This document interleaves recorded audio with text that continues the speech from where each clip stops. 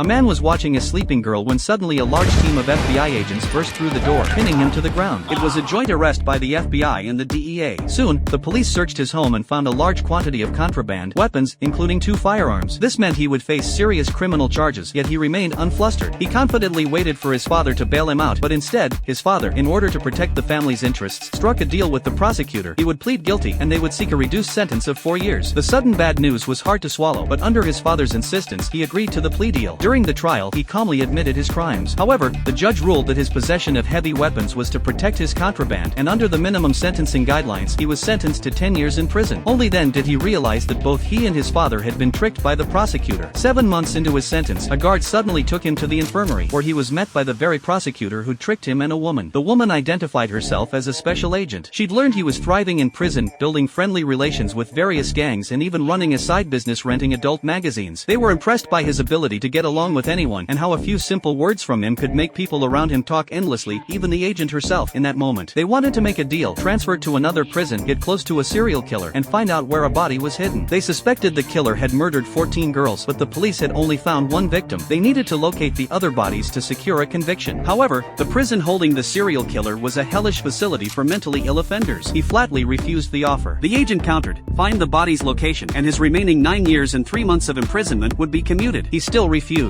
but she warned that the killer was appealing. If successful, he'd be released, and more girls would die. He brushed it off as none of his concern. The agent urged him to seize the opportunity, leaving him with a file on the killer to think it over.